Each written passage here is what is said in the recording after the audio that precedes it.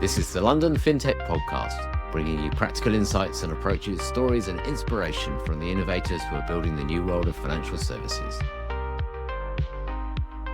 This podcast is brought to you by NextWave, strategy specialists and solutions for financial institutions.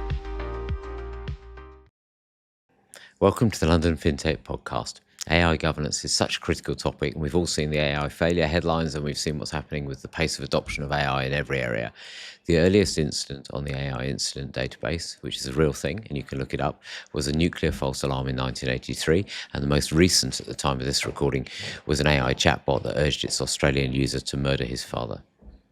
Every AI roundtable and AI strategy session that we've been involved in, and we've run a few, eventually turns to AI governance. And whilst we know that AI systems are probabilistic and the risk of hallucination and bias is very real, and that's only really one of very many risk areas, much of the market investor narrative so far has really focused around the models and the use cases. And yet the risk and the governance angle is so important. To talk about what this means for the finance sector, I'm delighted to be joined by Dr. Paul Donga, who is the head of responsible AI and AI strategy at NatWest Group. Paul has just published a comprehensive book on AI governance with his co-authors, who are also global leaders in AI and advising corporates and governments alike. It's a super timely book, as EY Research and very many other analysts have found 75% of corporates are implementing or have implemented AI in their processes, and yet only a third of them have effective governance in place. Having had a pre-order copy now for about a week, I can confirm that the book really packs it all in. There are standards, legal frameworks, technicals, all sorts of things in here. So today's topic clearly is AI governance, and I really enjoyed this conversation. Paul, so informed, so easy to talk to. Let's go to the conversation. Welcome, Paul. Hi, Tony. Lovely to be here. It's great to be here with you. So perhaps tell us a bit about your background leading up to being a practitioner in AI. And I think you started pretty early with your PhD. Absolutely, Tony. Yeah, I've always loved computing. I was programming even in the 80s and did computer science at university, and then heard about this thing called AI and thought, well, that sounds interesting. Let's give that a go. So I ended up doing a PhD in it in the early 90s, and then I taught AI at university. But guess what? There were no jobs in AI. So in the late 90s, I left academia, where I was a researcher, and I came and started working in the city and worked here for about 20 years. Then I kept hearing about AI in sort of 2015, 16. It was in the media and you could hear about it with big tech. And I thought, you know what? I'm going to go back to AI and I'm going to pick it up as a career, although late in years. But I quickly realised, Tony, that there was this thing called AI ethics. About 2018, 19, I thought, well, that's a thing. That wasn't something we talked about 20 years before. But as I read more and more about it and found out about some of the potential risks of AI, I thought, okay, this is really important because I think in the future there'll be lots of people building AI systems, probably really powerful ones, but how many people will really be worried and concerned enough about the risks of AI to want to go in and fix that? So that was it. My mind was made up. I was going to work in AI ethics, responsible AI. And as the book is about AI governance, it's all about how organizations mitigate those risks and set themselves up to deploy AI safely. So I worked at Lloyds Bank for a while as head of AI ethics, and now I'm at NatWest Bank, leading the same thing and the AI strategy. And I think you had remarkable foresight because if I'm right, your PhD was in agent behaviour. So with the current hyper-focus on agentic AI, you were really thinking ahead back then. Yeah, I guess so. I'd like to say I planned it all, but I kind of didn't. It was just fascinating to me. Yeah. So in the early 90s, it was, if you could conceive of something called an agent, then an agent makes decisions, it's autonomous, it interacts with other agents and other systems. And to me, it seemed quite obvious that that's where AI would be headed. So I spent some time doing the mathematical modelling of AI agents and how they should behave and how to get them to kind of behave correctly, but in a theoretical sense. So the machines weren't there doing that, but the maths was there to help model it. Yeah. So yeah, that's kind of what I did. People thought I was a bit mad. So you've certainly got the right background for what you're doing now. So what is the day job? What does that really comprise? Well, at NatWest Bank, I'm head of responsible AI and AI strategy. So the first part of that job title, responsible AI, I work with technology teams and departments all across the bank to ensure that we mitigate the risks of AI. So that's working with technology people that build AI systems. That's working with our privacy teams. It's working with legal teams, So working with our risk function, and every bank has a lot of people employed in managing risk, and that's broken up into various teams. Mathematical guys that validate models, and the whole risk management process is run by those teams. So I spend a lot of time with those teams. It really boils down to ensuring that the technology, tools and processes we have in an organisation as big as a bank all works together, so that if there are any risks of AI, they're mitigated and managed, and we can report and demonstrate how we're doing that. So that's a large part of the work that I do. Yeah. On the AI strategy side, we work across the whole bank and look at where we want to use AI in the long term. So we call them thematic areas. So do we want to use it for customer support? Do we want a lot of software developers using AI? So clearly that's a big job. And the strategy really points to those big areas and what we'll do to harness AI.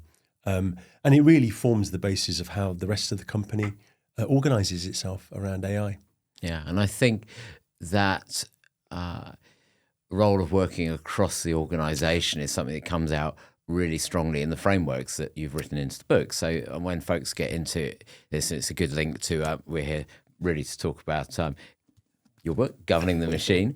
And once folks get into looking at some of the frameworks and playbooks that this contains, it's very clear that the whole organisation needs to get involved. And I think you're really sort of living and breathing that in what you're doing with NatWest. Absolutely. Yeah. So Governing the Machine. So tell us about this. What prompted you to write the book? Well, Ray, one of my co-authors, Ray Eitel-Porter, he actually approached me in June last year and said, Paul, I'm semi-retiring. I want to write a book with you. And I was blown away. I was like, wow, that would be wonderful. And it took about 5 seconds for me to say yes. I mean, I was thrilled. So we sat together and we talked through what would be the aim of the book, what the audience would be. And as we continued in that conversation, really realised that actually there isn't really a book that occupies that space, which is a playbook or a handbook for organisations to really guide them as to how to deal with AI and how to set themselves up. So we were really excited. We started planning all the chapters, and we started writing. I started writing in about July last year, as I took on a new job at NatWest Bank. Yes, interesting. I wouldn't advise anyone ever to take on a new job and start a book at the same time. And I think this has come together really quite quickly. And you asked me just before we switched the cameras on, what did I think? And honestly, I think it's fantastic because we have a lot of dialogues with clients on all aspects of AI, and to your point, I don't think there's anything that really fills this gap, and it is a very practical playbook. So we'll be plugging it again at the end of the conversation. But honestly, if you're listening or watching to this, then you really need to get yourself a copy. So it took you about a year. The first draft was completed towards the end of November 2024. So it took about 5 or 6 months to get the first draft to the publisher, and I remember we wrote about 120,000 words, and Ray kept saying to me, Paul, we can't make this longer than 80,000. Bloomsbury were really, really keen to say, look, if it's too long, people won't read it. We know 80,000 is about right. And so then we went through a period of cutting out sections, Tony was really painful, really, really painful. We got the second draft out at the end of January, and the third draft went for copy editing, I think, in April. So really from January to end of April was really massaging the text, making sure that it was tight and reducing the chapters. And then eventually I think it went to print in July. Yeah. So you didn't have writer's block, which I know is a problem for some other people, but the problem is often condensing lots of information down to something really clear and concise. Correct. And you've got loads of case studies in here and some really strong endorsements from people who are prominent in the field as well. Yeah, so the book is littered with case studies of chief data analytics officers or chief data officers, CEOs in different organizations. So as we go through each chapter, we draw on practical experience from those organizations and their views as well, which I think is a really, really powerful part of the book. It's not just 2 or 3 people with a view. We take on board what organizations are doing on the ground. And we were really lucky, Tony. You mentioned the endorsements. Andrew NG has written the foreword to the book. And those colleagues that work in AI will know he's one of the founding kind of fathers of AI, along with Jeffrey Hinton and others. So Andrew was kind enough to write the foreword, and then we also have endorsements from the CEO of IBM, which were which we're really, really proud of. And also Reid Hoffman, the founder of LinkedIn, has endorsed the book. And I'm a big fan of Professor Stuart Russell, who has also endorsed the book. And you'll find his endorsement on the back. And I learnt my AI from his textbooks at university in the early 90s and late 80s. So Stuart Russell really is an amazing professor. Yeah, so a lot of endorsement from the sector, and a shout out for a few people there. And this is on pre-order on Amazon at the moment. Is that how you get a copy? Yeah, you go to Amazon, search for my surname, and you'll find the book. You can pre-order it. It will be it officially launches on the 23rd of October. If you pre-order it, I think deliveries are now towards the end of October, so you can get physical copies then. But on the launch date, you'll be able to get an audio version, you'll be able to get an ebook version as well as the hardback. And you've got some launch events coming up as well. That's right, Tony. Yes, we do. We've got 3 launch events all in the same week. So on the 21st of October, we've got a launch event at Jesus College in Cambridge, where Ray is a researcher. On the 22nd of October, we have a launch event at NatWest offices in Bishopsgate in the city where I work. And on the 23rd of October, which is the actual book launch day itself, we have a launch event at Accenture's offices in Fenchurch Street, also in the city. So it'll be 3 days back to back. Lots of exposure. Well, I'm looking forward to this becoming a bestseller. Fingers crossed. And so you're not revving up to write the next one just yet then? No, Tony, I think I need a bit of a rest. Although for some bizarre reason, I feel like there's still words that I want to write. There's still a few things you want to say. There was actually there was a whole chapter on sustainability. Yeah. So as many people will know, AI is really power hungry. Yeah. And I dedicated an entire chapter just to talking about that. And that's one of the chapters that got condensed to 3 pages. Okay. So there's more to come. All right. So there's going to be a sequel. Before we jump right into today's episode, a quick thank you to our sponsor, NextWave.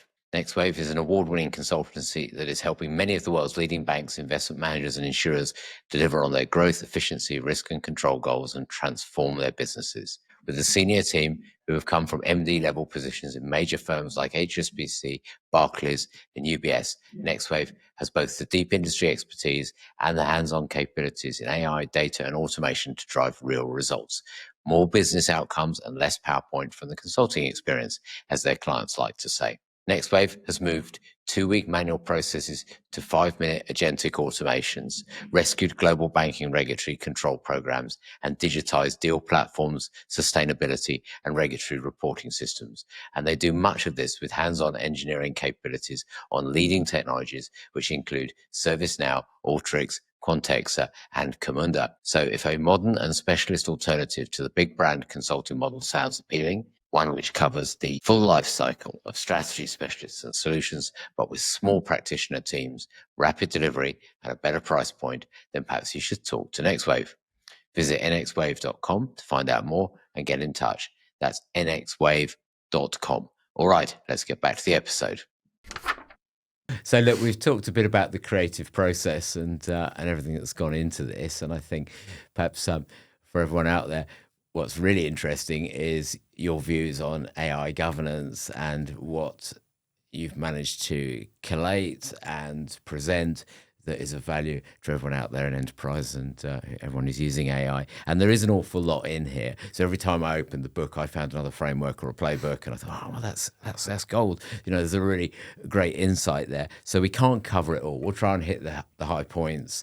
If I quote any stats or facts, they've probably come from the book. So they're probably from Paul's research. But let's just start with the broader perspective. Okay. Where do you think AI maturity is currently in the banking and wider FS sector?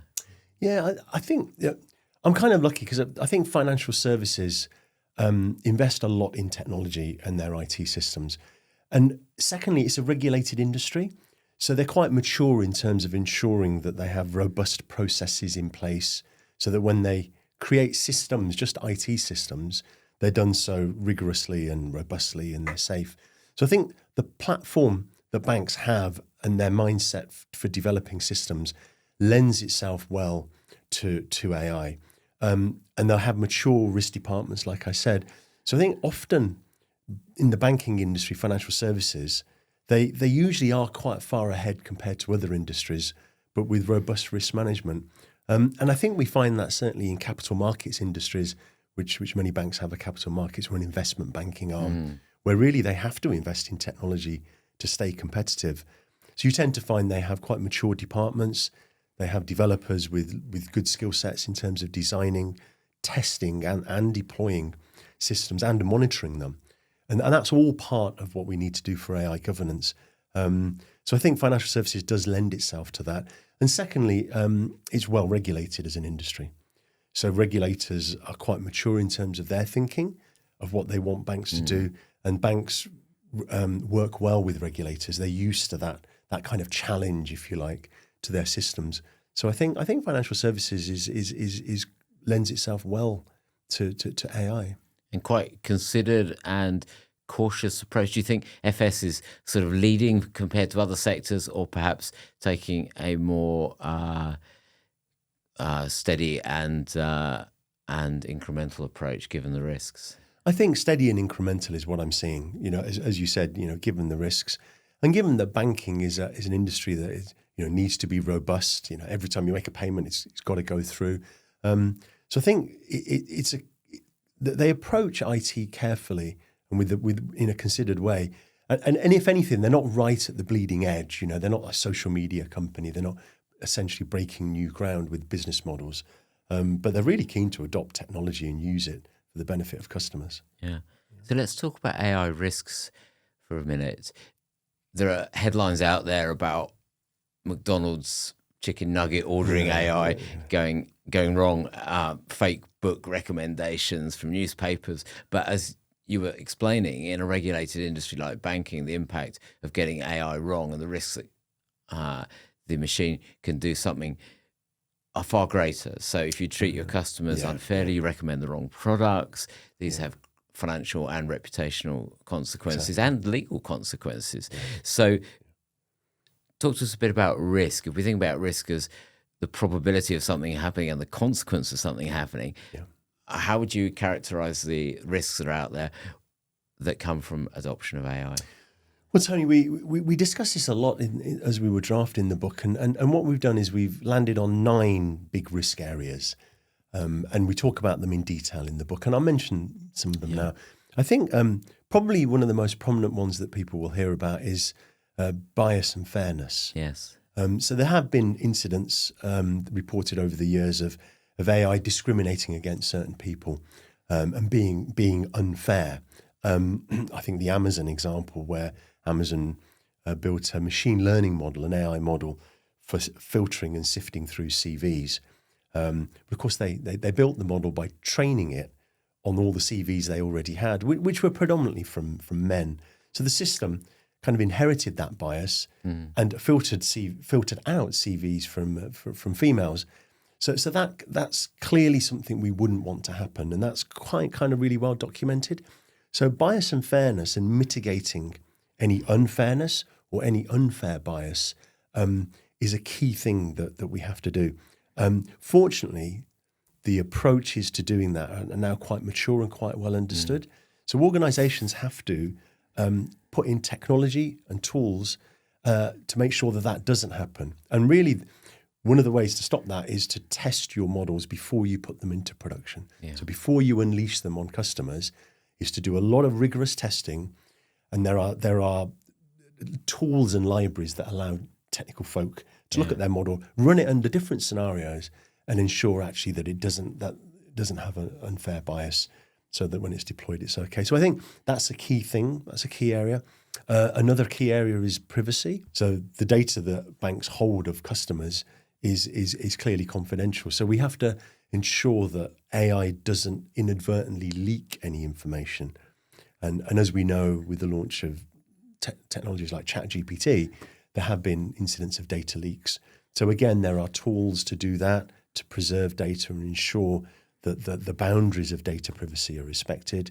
But we also need to work with the people in the bank that look after people's data to ensure that what we do is within legislation.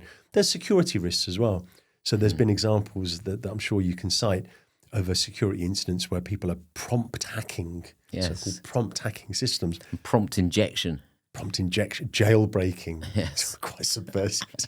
So all these techniques that are emerging, that poses a real threat to organizations. Yeah. And it's really sad. We hear stories all the time of systems being hacked. And what that can lead to is the AI system revealing information that it shouldn't. So it's kind of linked to the privacy thing as well. So we need to safeguard our system. So our cybersecurity folk need to then get involved, as well as our privacy people. And this is why it's cross-organizational, because some of the ways AI systems can behave badly means that actually we need to involve other teams and use their expertise to kind of reinforce our AI systems. So those are kind of 3 areas of the 9 that we explore. Yeah, and there's also the risk of inaccuracy and inconsistency. So the much cited hallucination risk, and that you're simply going to get a made-up answer or the wrong answer. Clearly, you've landed on one that's becoming even more well known. So hallucinations. The way these AI systems like your ChatGPT behave and operate is they do make up information. And they do it inadvertently. It's certainly not deliberate. The key point is hallucinations can't be fixed by design. What gives AI its power is it also, on the other side, gives it this deficiency, which is just there, people say by design, accidentally. But we need to check for hallucinations and mitigate the chances of them occurring when an AI system gives an answer. We have technology that will look at it and go, well, actually, we've checked that, and that actually is a hallucination. So we will stop that answer coming out of the AI. So it's kind of done that way mostly. So lots of things to think about. And there's also, on the other side of it, the institution, there's examples of people wiring money because of instructions that have come from deep fake avatars. So there's that. And then there's the possibility of being on the wrong side of the regulation, such as it may be defined at this point in time. And that's a moving target as well. And then when you look beyond the various risk domains, there's also, I think, what you would call grey areas or AI ethics, and which scenarios for the use of AI are really in line with the values and the right thing to do. Exactly, Tony. So AI ethics was a bit of a mysterious term. Yes. I remember You must be one of the first heads of AI ethics in the city, I would have thought. I think I was at Lloyd's. I believe I might have been. I don't know for sure. The first time we came across the job title was when, and we know each other before this recording, but was when we were introduced. No, exactly. Group head of data and AI ethics, and people would look at me and say, "What do you do exactly?"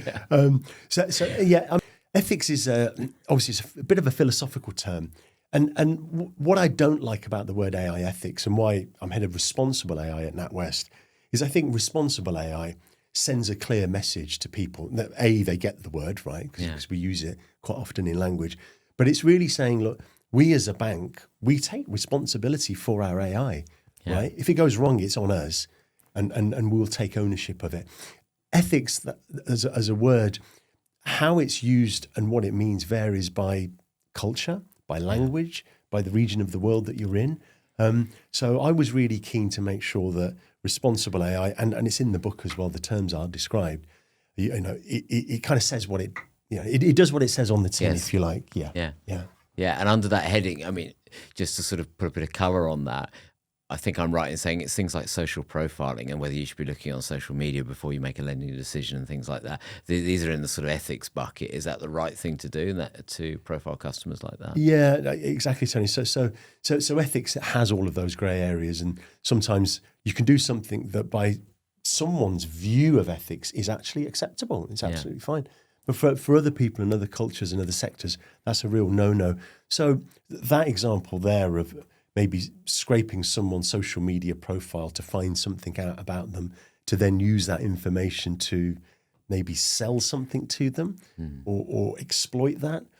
For me personally, I think that's completely unethical. And the other point on ethics is, and I talk about it in the book as well, is for organizations, actually they should land on the values and the principles that the organization supports. So we should always look at our use of AI through the lens of our principles and our values of the organization. Does that use of AI promote and support what we stand for as an organization and as a brand? And for me, that's really where the ethics conversation lands. it lands there. Yeah, I love that. And I know that you do start with principles in everything that you've explained. And it's quite a good lead into AI regulation. So perhaps a slightly harder boundary of what's permissible. And it does depend a little bit regionally where you go as to quite how rigid that boundary is. But AI regulation, I think you call out that the EU AI Act and the NIST framework are the two that are perhaps best defined. Can you talk about how that helps in this governance space and what those regulations really require? Sure, Tony. Yeah.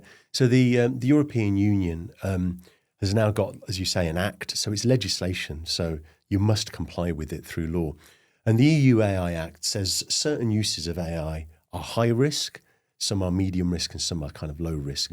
So a high risk use of AI would be an organization building an AI system to make credit lending decisions, so loans to customers. So if we're a bank and we built an AI system and it's saying you can get a loan or you can't get a loan, the AI system makes that decision, that's high risk.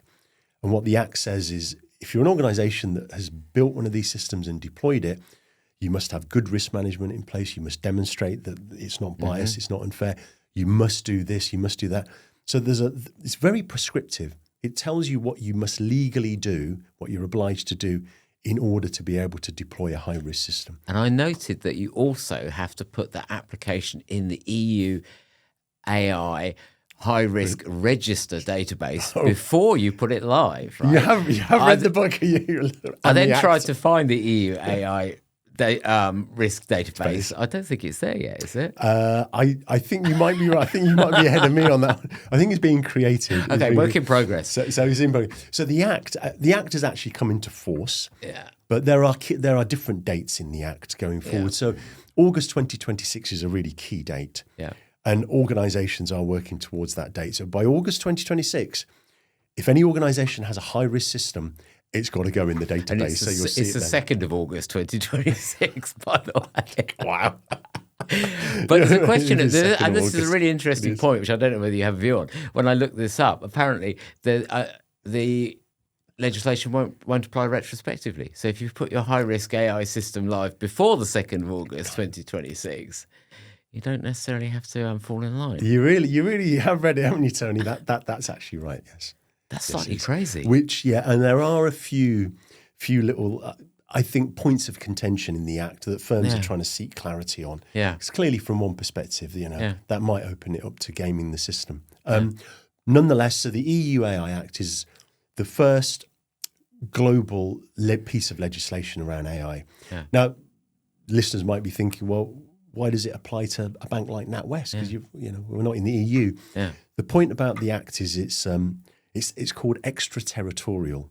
So what that means is if you're a company and you're incorporated, let's say, in the States, but you're deploying an AI system that has customers that are EU citizens, then you must comply with the Act.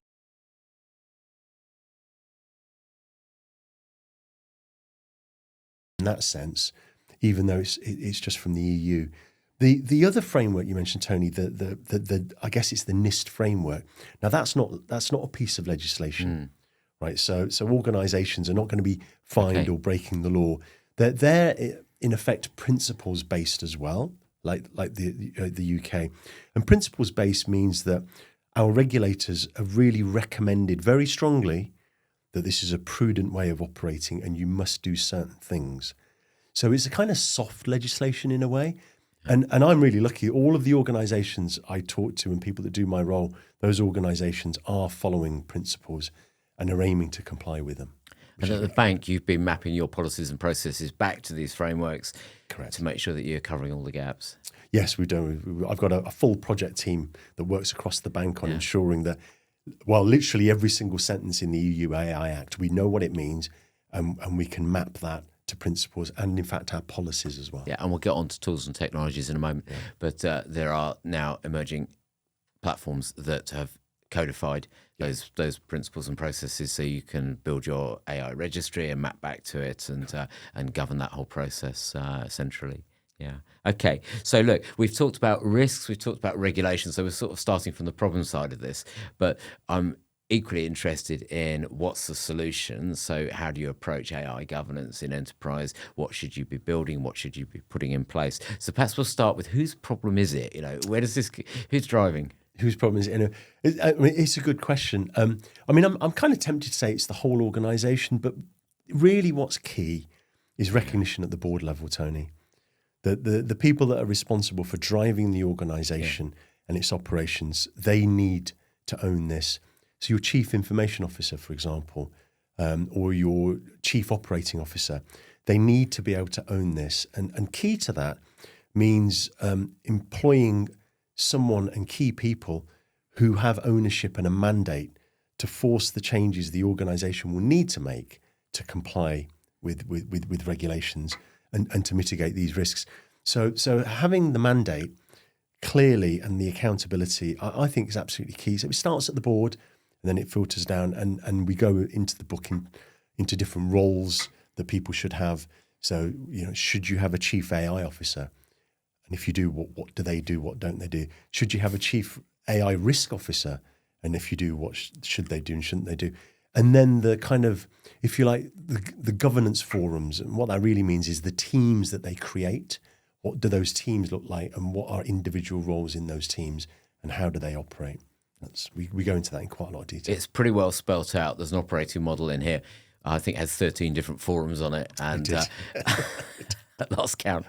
So you really need to involve the whole organisation, but it's got to come from the top. Yeah. And some of those new roles, like Chief AI Officer, are relatively recent. I think the New York Times called Chief AI Officer the hottest role in corporate America last year.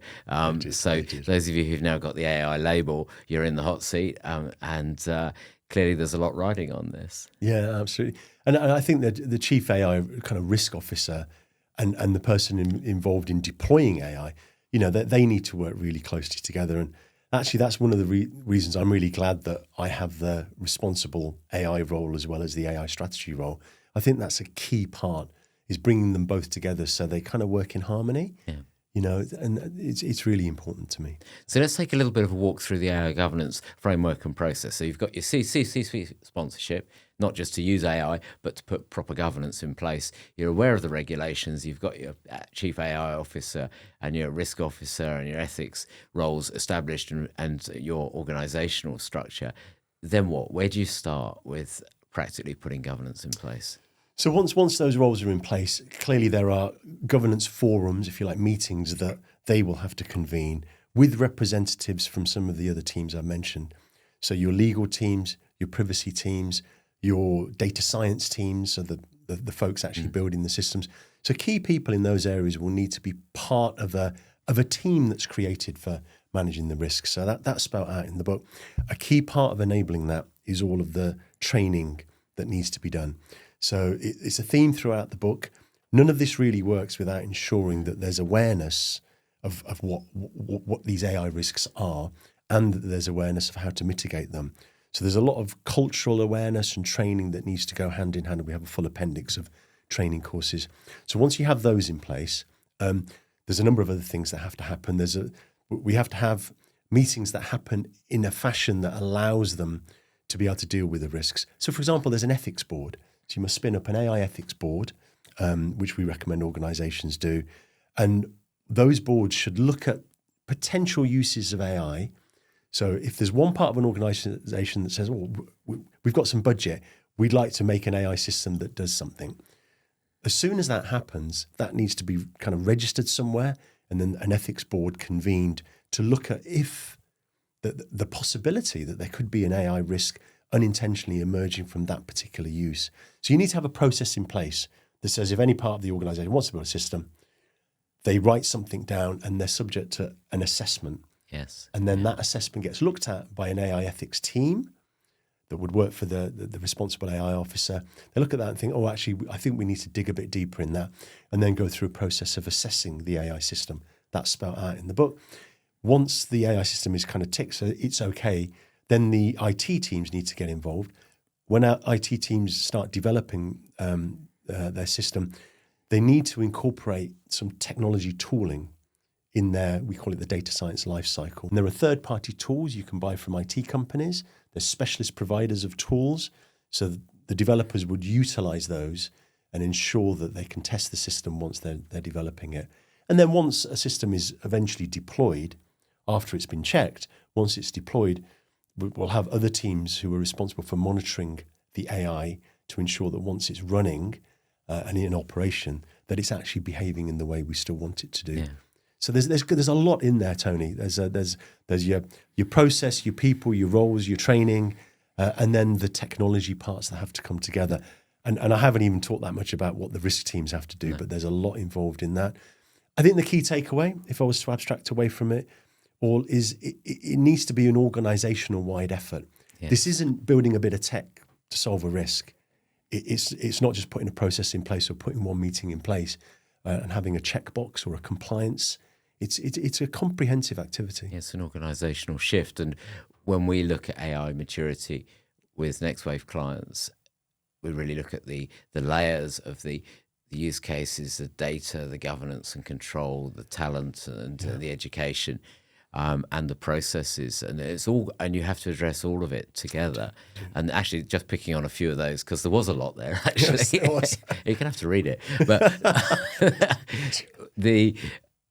the education and the training. It's really important. So in the roundtable sessions that we've been running with industry folks over the last couple of years, the level of awareness and education point and the training point comes out every time. Yes. And we've had people at the opposite ends of the table, sometimes from the same organization. I think one of them might have been one of your former employers, where we had data science and engineering leads who were completely on the front foot and understood all the tools and have built loads of models and were really leading with building applications and solutions, but their business counterparts really had no idea what the AI use cases were or how to use it responsibly, and big gap in education. And you need to lift the whole organization. And I think in the book you talk about 3 different types of training: general training, AI owner training, and then the technical training on the the deep dive on the LLMs and the agents, etc.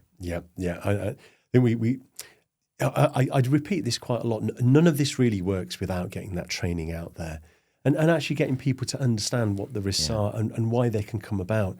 And once you get to that understanding, you realize that actually we can resolve and mitigate many of these.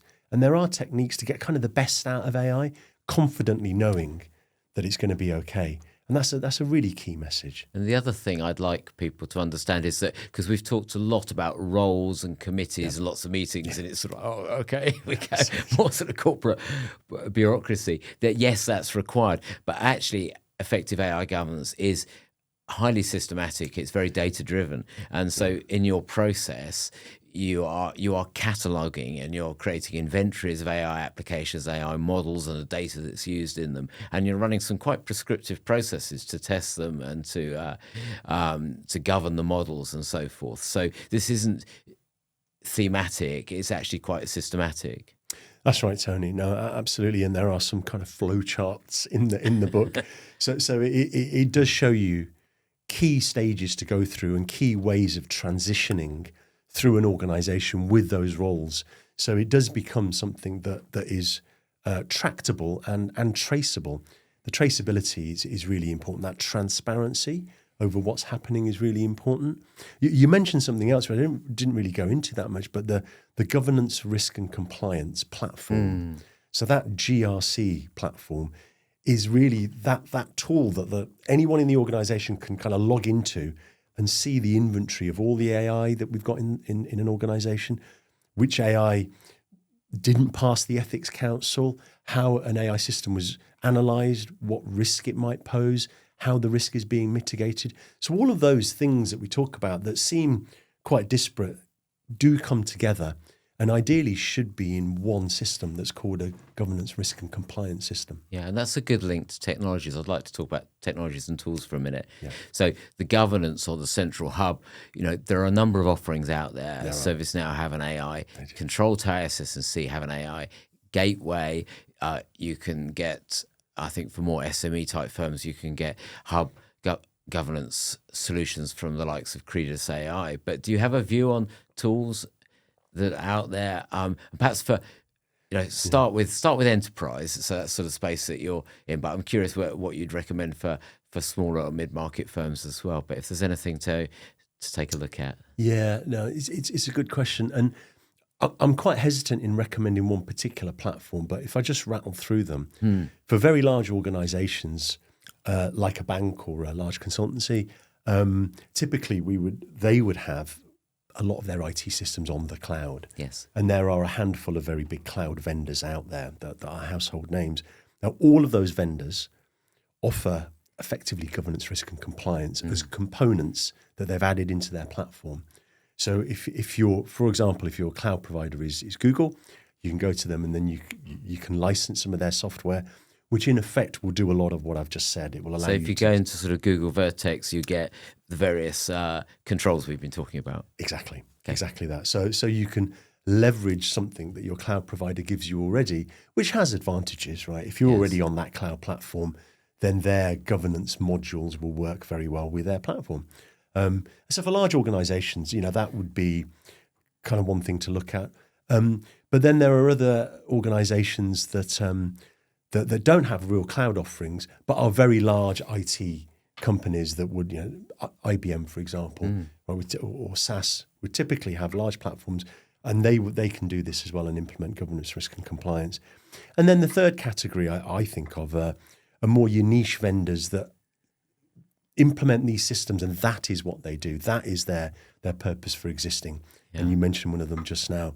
And they're really leading the charge on this, right? So you buy their software, you put it on your cloud or your own infrastructure, and then you stitch together, for want of a better word, your AI development platform that creates the models so that it feeds data into these platforms. And then you have an inventory there, you have a list of controls, you'll have something that you can put your principles into, then decompose your principles to show how you're meeting those principles through your AI systems. It's quite a bit of engineering that's involved in getting these systems in.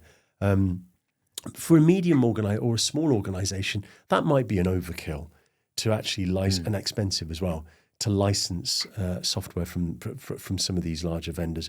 So our advice in the book is have a look at the requirements of your organization, your budget, which sector you're in. So are you in a high-risk sector or not? And then really make a decision as to whether you should go with a vendor or whether you could potentially build something in-house. That's always an option. But it's really context dependent, Tony. Yeah, and I think for me, using a vendor solution, the clever bit, and I don't have an opinion on particular tools on this point, the clever bit is the integration with the underlying models and the infrastructure you've got. So the sort of 101 is we've taken the AI Act and decomposed it into some rules, and you can sort of case manage your process of making sure you've complied with the various dimensions of the Act. And I think hub type offerings can be super helpful in achieving that. But what's really going to work is when you can hook it in and it can automatically update based on what you're running in your infrastructure and measure it. Yeah. Oh, that would be brilliant. Yeah, that's. Yeah. I don't know whether that one exists yet, but by the way, so if anyone out there has got that in progress, give me a call. Yeah. Maybe it's a future episode. Yeah. Well, I think a lot of people are working on that.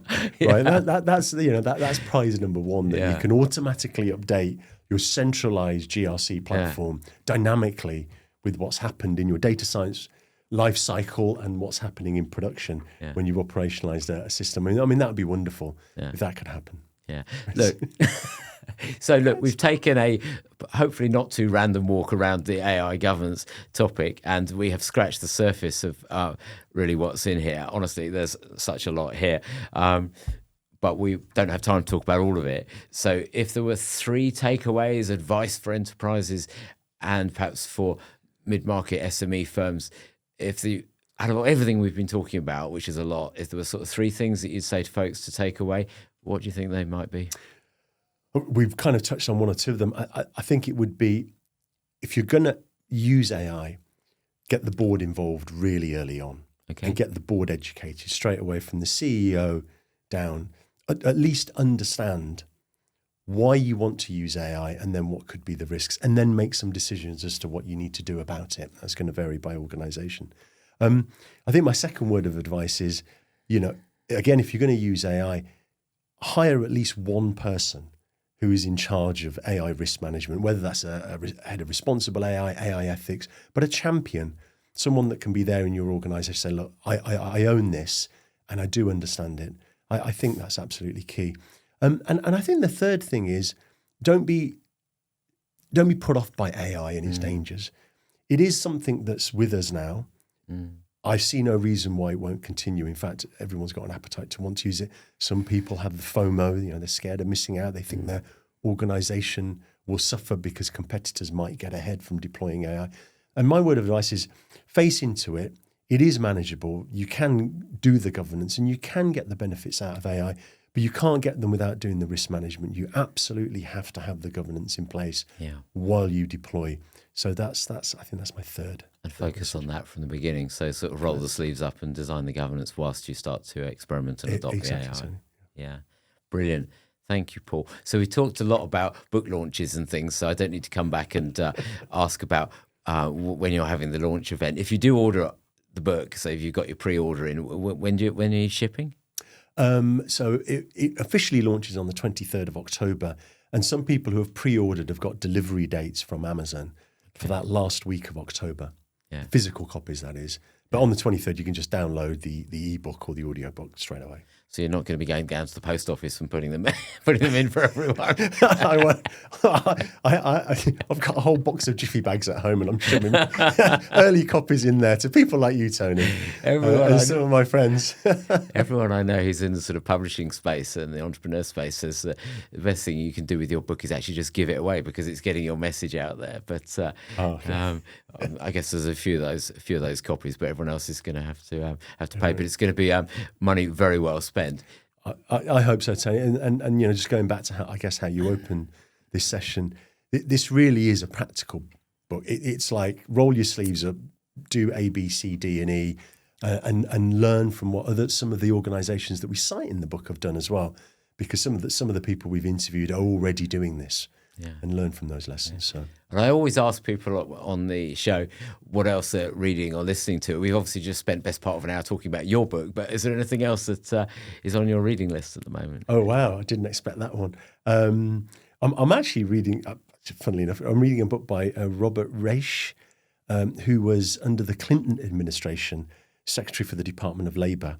And I'm a huge admirer of his work. And he's written a book called Coming Up Short, which is a story about his life and the work that he undertook with his department in the US, working for things like equal rights, fair labour laws, increasing minimum wage. Some of the work that he has done has been an inspiration. So that's currently what I'm going through. Thank you. Well, we'll put that in the show notes as well. And if folks want to get in touch with you, LinkedIn, I presume? Yeah, you should be able to find me on LinkedIn or email me, paul.donga@gmail.com. Very good. All right. Well, thanks so much. I really enjoyed the conversation. Thanks for coming on the show. Oh, thank you, Tony. Really enjoyed it.